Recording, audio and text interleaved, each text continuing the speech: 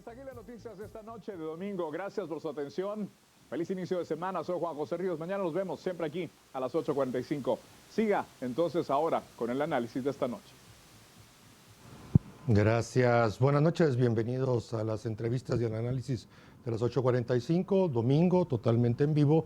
Vamos a tener un tema especial. Pero también es especial hoy, dada la ausencia temporal de nuestro compañero Cristian Castillo. Le damos la bienvenida a Luis Fernando Aguilar, quien nos estará acompañando algunos días cubriendo a Cristian. Luis Fernando Aguilar, buenas noches, bienvenido. Buenas noches, licenciado Radio. Un gusto poder compartir con usted la noche de hoy un tema tan importante para la actualidad del país. Gracias. Sí, no lo hemos anunciado todavía, pero creo que usted lo anticipa.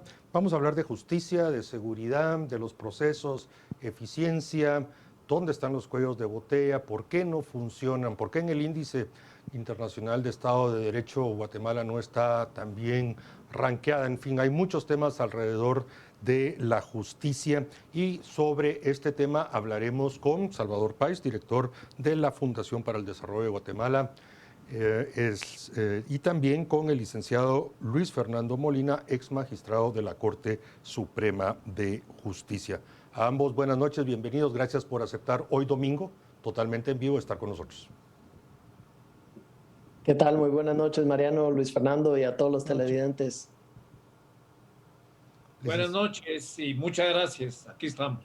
Gracias. Iniciamos con Salvador Páez. Bueno, hay muchos índices, Fundesa está involucrado en aportar en la construcción de muchos de estos, se hacen análisis. Cuéntenos, por favor, una evaluación así general del por qué en el tema de justicia, seguridad, justicia, estamos no muy bien.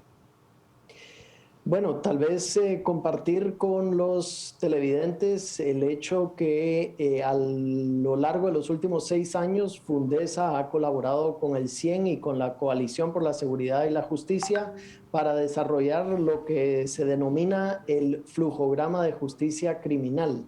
Ese flujograma busca entender pues el proceso que conlleva desde que un ciudadano hace una denuncia hasta que pasa por absolutamente todas las etapas, la policía, el Ministerio Público, el Instituto de la Defensa Pública Penal, el Instituto de Investigación Forense, las cortes y finalmente el sistema penitenciario. Y lo que nos damos cuenta es que para que un caso pase desde la denuncia hasta se logre una sentencia, en el 2014 tan solo 13 de cada 100 casos llegaban a una sentencia. Ese indicador de eficiencia de nuestra justicia criminal fue mejorando a lo largo de los años y en el 2019 llegó a ser 31.8%. Le hace casi 32 de cada 100 casos que ingresaban al sistema año con año llegaban a una solución. Eso quiere decir 68% de los casos están ahí trabados, por decirlo de alguna manera, dentro del sistema de justicia criminal. ¿Qué es lo que nos preocupa? Que obviamente el año 2020 fue un año de crisis, un año de pandemia, un año donde los juzgados estuvieron cerrados y el indicador de eficiencia se cayó de ese 32% que mencionaba a 24.9% el año pasado. ¿Dónde está ese gran cuello de botella? No es secreto, creo yo, para los guatemaltecos que el cuello de botella se sitúa en el organismo judicial y en la capacidad de las cortes de poder mantenerse al ritmo de la cantidad de casos que les llega. Licenciado Páez, en esa línea, ya que sabemos básicamente que se encuentra el cuello de botella en el organismo judicial, ¿cuáles serían los primeros pasos para ir eficientizando precisamente que el organismo judicial sea más hábil o tenga más celeridad al momento de obtener resoluciones o dar resoluciones a sus conflictos? Gracias. Y aquí opino sin ser experto ni abogado, ni soy en todo caso experto en procesos, no experto en el día a día de las cortes, pero sí podría decir que lo que tenemos que hacer es poner el organismo judicial como ese cuello de botella que es y por consiguiente buscar las maneras en que primero podemos descargar casos que no necesariamente absolutamente todo se judicialice por la vía penal, que no todo tenga que parar en los juzgados y tratar de encontrar mecanismos alternos para resolución de algunos de estos casos, siempre que la ley lo permita, por supuesto. Ese es, tal vez por decirlo así, el paso inicial y lo fácil. Hay muchas otras iniciativas que se tienen que empezar a implementar para tratar de mejorar la capacidad de atención de casos en el organismo judicial, y una que mencionaría porque creo que tiene un impacto enorme y podría acelerar y generar esas capacidades adicionales que necesitamos dentro del OJ es la digitalización de los casos, la digitalización de los folios, la digitalización de los procesos, la digitalización de las notificaciones a las partes. El tener un proceso digitalizado creo que podría dar un salto cuántico a la capacidad del sistema de justicia y elevar ese nivel de eficiencia de toda la cadena de justicia criminal. Magistrado Fernández Molina, ya Salvador Páez nos dio un panorama así bastante amplio de algunas de las cosas, recordando que este tema del flujograma de la justicia criminal, pues lo tratamos durante la semana aquí a las 8:45. A su criterio, ¿comparte las grandes líneas de problemas o a su criterio hay otros aspectos que también tiene que considerarse? En particular, ese llamada digitalización, que creo que casi nadie se opone, pues pasa por el Congreso y ahí están trabadas un par de iniciativas de ley, incluso presentadas por la Corte Suprema de Justicia, y no terminan de aprobarse precisamente para facilitar la digitalización. Bien, coincido plenamente con lo que dijo el licenciado Páez, pero quiero matizar un aspecto. El cuello de botella no está en el organismo judicial, no es que esté defendiendo al organismo judicial que yo he pertenecido al mismo. El cuello de botella está en la novena avenida. El cuello de botella está en el Congreso, porque la justicia, el organismo judicial, depende de los nombramientos que se hagan en el Congreso. Y ese es el verdadero cuello de botella. No me refiero a nombramientos de jueces y de líneas de medias para abajo, sino línea media para arriba, o sea, magistrados de sala y magistrados de la Corte Suprema.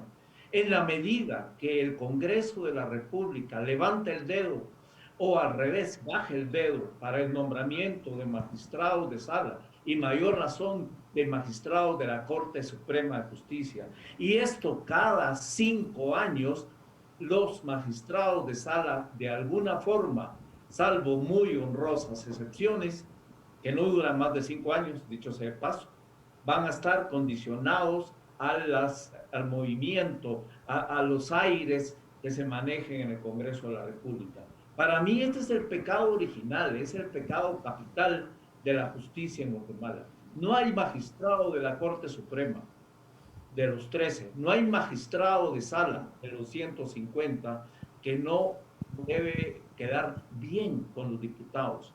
Porque si alguno se atrevió en alguna ocasión a emitir una resolución que afectara a ciertos diputados o a cierta bancada, ese ya tiene lo que se dice chibolita negra. Ya nadie va a votar por él. Entonces, la elección es sencilla. Hay otros aspectos secundarios, como bien la digitalización, la simplificación. Aquí, para presentar un amparo, y yo estuve viendo muchos amparos, ese era mi trabajo diario por 5 años, para un amparo de un argumento se hacen 30, 40, 50 hojas, e invocando los fallos de la CCE, invocando el derecho de defensa, relleno, o como dirían los estudiantes, perdón la expresión, paja, rellenar. ¿Por qué no lo simplificamos? O uno mira un memorial en Estados Unidos desde hace muchos años, John Baker contra Rosanna Walters, punto, y argumento tal y tal, y posición y reclamo. Aquí, para hacer un memorial, estamos en la época de la colonia, cuando había amanuenses que escribían a mano. Por Dios, simplifiquémoslo. O sea, digitalización y simplificar. Un amparo debe ir al grano, en 3 hojas. ¿Qué es lo que supuestamente le está afectando al que interpone el amparo? No me venga a dar clases de que el amparo es una institución creada para la protección. Por favor, estamos muy rellenos y tal vez como cobramos por hoja, creerán que mientras más hojas, más argumentos. Realmente hay mucho que cambiar en aspectos secundarios, pero lo medular, ya lo dije, es esa dependencia de la justicia, dependencia, sí, sometimiento, sí, condicionamiento, sí, de la justicia a la política, con el agravante que se está eh, eh, politizando la justicia y a su vez la política se está ideologizando completamente. O sea, vamos en un enredo cada vez mayor. Y por eso en el índice de Estado de Derecho, Guatemala está en el puesto 101 de 123. Nada meritorio. Creo que solo en fútbol estamos un poco mejor. Lo demás estamos muy mal. Y bajamos un 2.3% en la percepción. Y más con las Cortes Supremas, que el Congreso le viene del norte no elegir, y eso le causa un daño increíble a Guatemala. Licenciado Fernández, usted menciona algo muy importante y dice que la elección de las Cortes está politizada. ¿Qué hacer para que eso no ocurra? ¿Qué podemos hacer para que inmediatamente pues, se elijan a los magistrados? ¿O qué necesita Guatemala para ir avanzando en este tema? Mire, ya comenté que aquí se está politizando la justicia. Y si bien es cierto, se dice que el manubrio estaba inclinándose a la izquierda, ahora los que montan la bicicleta lo quieren mirar a la derecha. Pero el que va en una bicicleta, en un sendero bien delgado, bien limitado, no quiere ir ni a la derecha ni a la izquierda, quiere ir por el sendero correcto. O sea, estamos politizando la justicia. ¿A qué voy? Hace 20 meses debió haberse nombrado una Corte de Suprema Justicia. Eso es desgastante para el país, es ofensivo para los juristas, no digo necesariamente para los abogados, pero sí para los juristas. Es lesivo para los patriotas. Realmente el daño que los diputados están causando es increíble. Todo el pastel estaba preparado para octubre del año 2019 y en la medida que no se pudo, pues todo se echó a perder y cambió el Congreso, hubo un nuevo Congreso, pero la orden de la Corte de Constitucionalidad ahí está. Hubo recurso, aclaración, ampliación y ahí termina. O sea, es una orden firme que deben acatar todas las instituciones, incluyendo el Congreso. Si no, estamos desilvanando totalmente a la Corte de Constitucionalidad. ¿De qué sirven sus fallos? ¿Para qué son? Papel mojado, letra muerta, para pasarlo por el arco del triunfo. O sea, ¿para qué está esta sentencia? Repito, sentencia firme de la Corte de Constitucionalidad que el Congreso debe acatar. Gracias, magistrado Fernández. Salvador Páez, aquí hay mucho, ¿no? Recordar que desde hace varios quinquenios los magistrados a la Corte Suprema son electos por el Congreso en una selección netamente política. Eso no lo podemos negar, o sea, eso es así ha sido en los últimos quinquenios y quienes han ocupado esas sillas, pues bueno, han sido seleccionados en el Congreso en un proceso político. Pero a mí, de su intervención, Salvador Páez, porque efectivamente hay procedimientos al que usted llama muchísimo la atención y que, como insisto, el Congreso tiene detenidas, hay un par de leyes que no termina de aprobar que facilitarían ese proceso de digitalización y simplificación. Adicional a esto, ¿qué más considera usted y de los estudios que hace Fundesa, CIEN y las demás instituciones involucradas deberíamos de estar abordando? Pues me parece que el magistrado Luis Fernández ya lo mencionaba también, el hecho de simplificar los procesos, simplificar los escritos, el hecho de no tener relleno, por ejemplo, en los amparos y en tantos otros escritos, sería algo que facilitaría y permitiría procesar y leer más amparos en un día.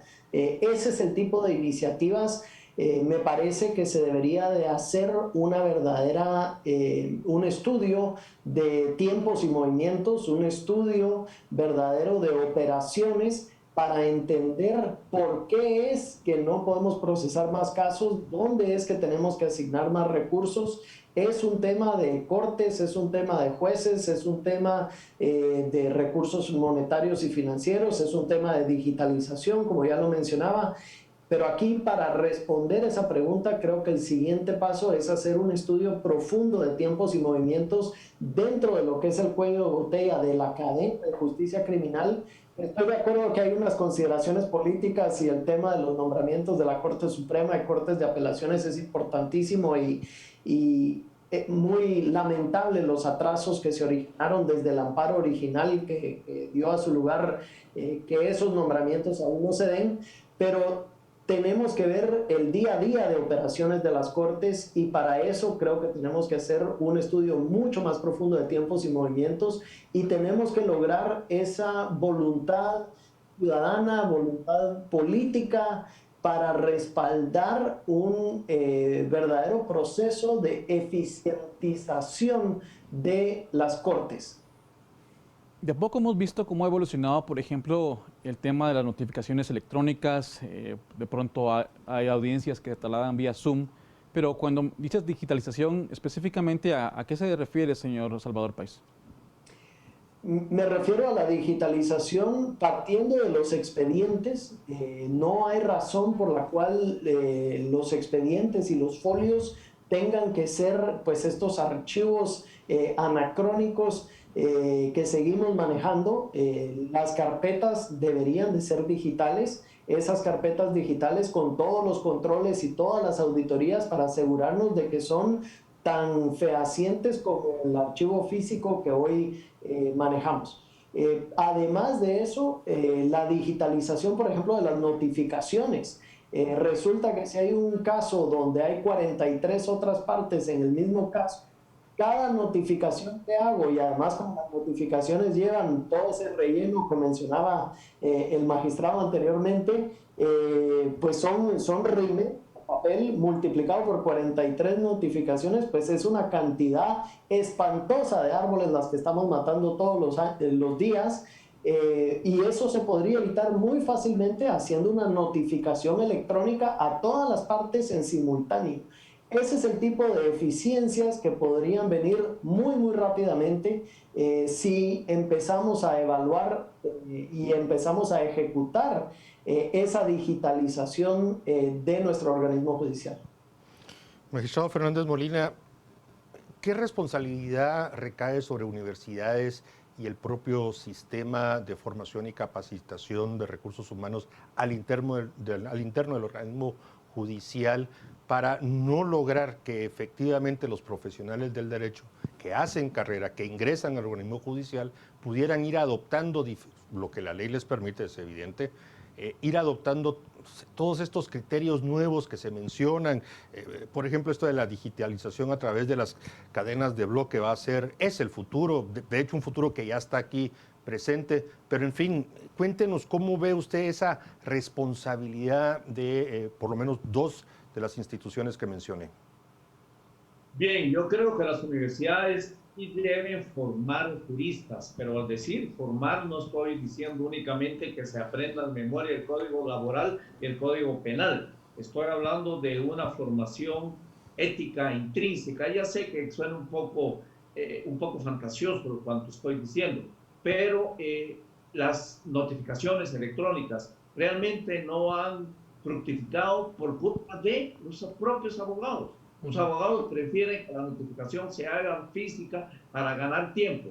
¿Por qué? Porque mucha estrategia de llevar un juicio es retrasar y seguir retrasando. O sea, tenemos esa escuela, en vez de ser debates abiertos, debates totalmente transparentes, enriquecedores, aquí todo lo escondemos en los papeles y retrasar el proceso. Y a eso se le agrega, se me pasó un poco por alto, los amparos. Si algo entorpece mucho los procesos con los amparos, creo que haciendo unas reformas a la ley de amparo, no siendo tan universales, ganaríamos muchísimo, porque aquí la Corte de Constitucionalidad ha ido creciendo porque todos los amparos en apelación los conoce la Corte de Constitucionalidad, todos los amparos, en cualquier proceso, amparo, y uno revisa el expediente del tal expresidente o tal, está en amparo, y el otro amparo, y el otro laboral, en un simple asunto laboral, es que el patrón no planteó amparo, y un asunto de familia, de una pensión alimenticia, es que el esposo, el papá planteó amparo. O sea, el amparo es un grave estorbo en la administración de justicia. Créanme que en el papel no está tan mal la administración en el sentido ideal. Ya se venían implementando muchas diligencias por la vía electrónica, aún antes de la pandemia. La pandemia solo vino a consolidar un poco más y abrir algo el camino en ese sentido. Los juicios laborales desde 1947 son los primeros juicios orales.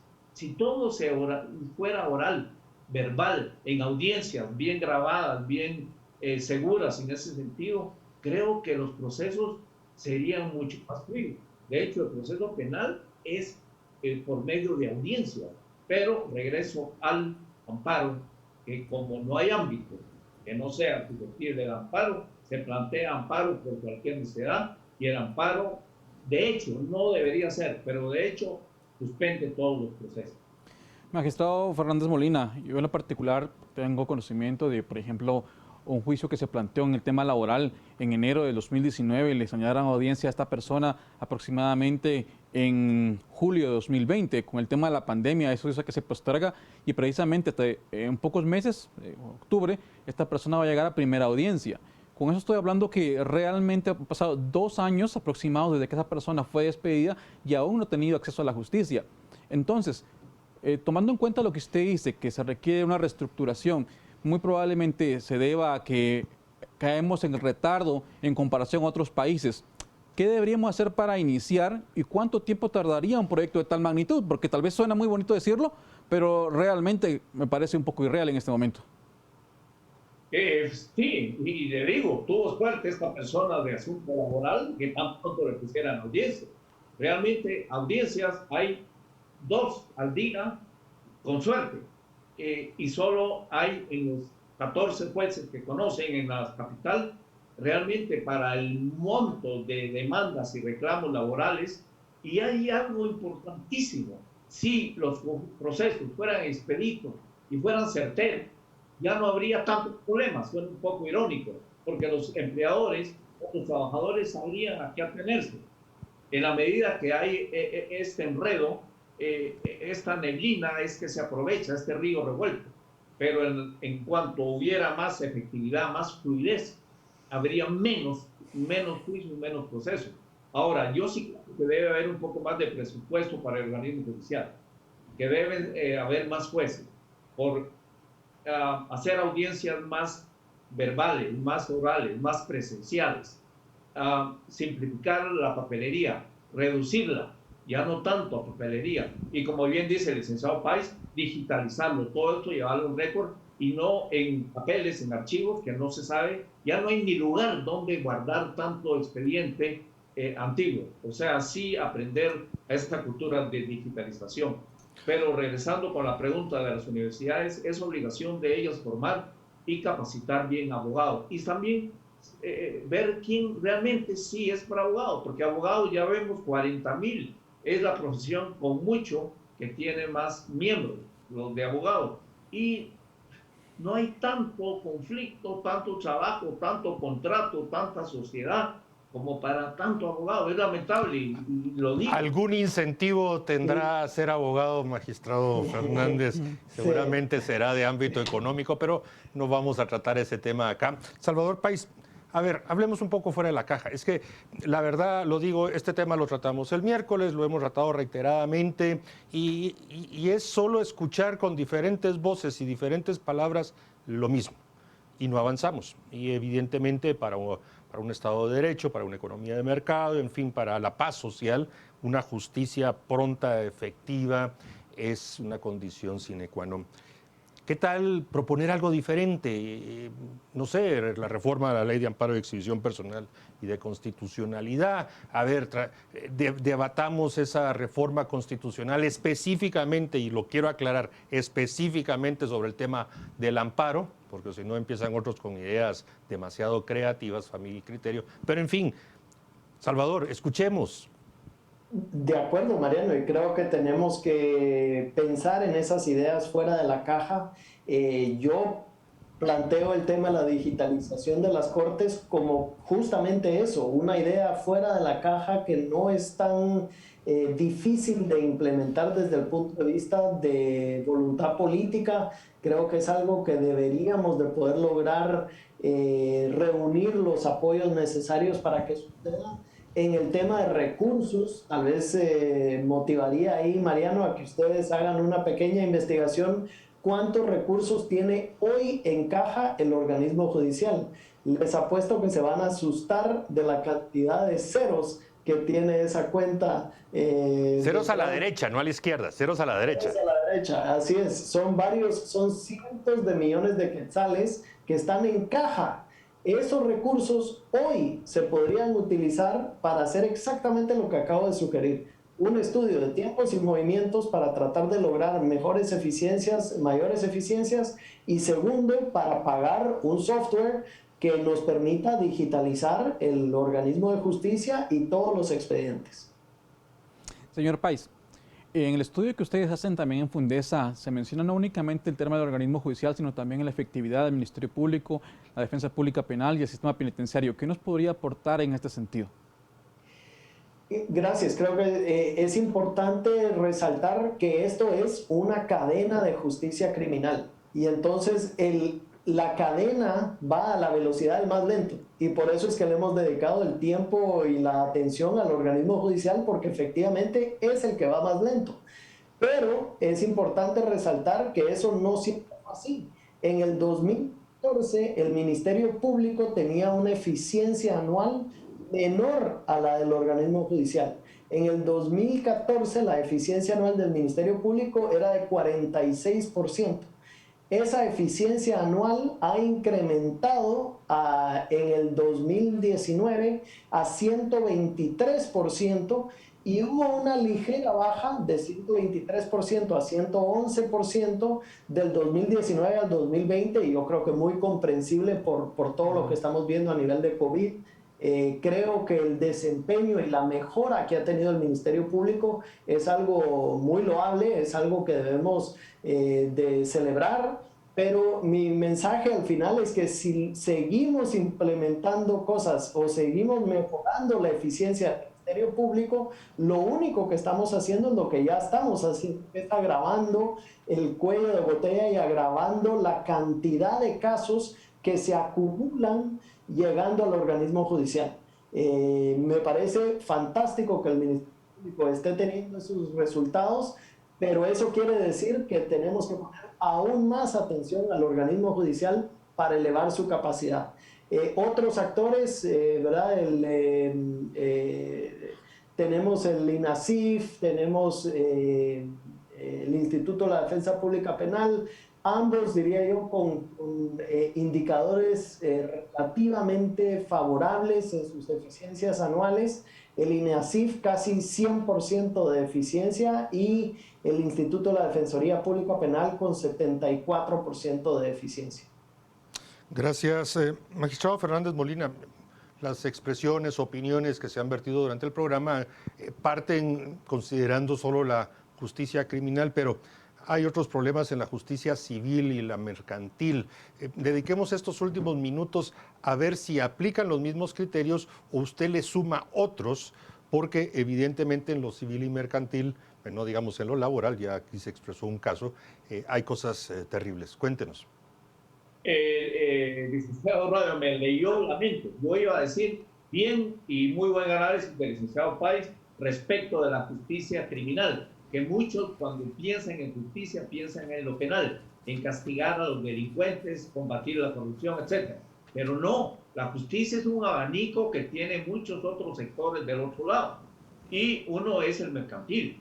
yo coincido que en este tren el vagón que está entorpeciendo y está atascando es el organismo judicial, porque hay otros sectores de la sociedad guatemalteca que quieren impulsar, que quieren avanzar con mucha energía, pero ahí está el organismo judicial. Y en lo mercantil, vale la pena mencionar que hay mucha tendencia a la mediación, a resolver conflictos mercantiles por medio de árbitros. Y eso está echando raíces, y eso creo que es bueno.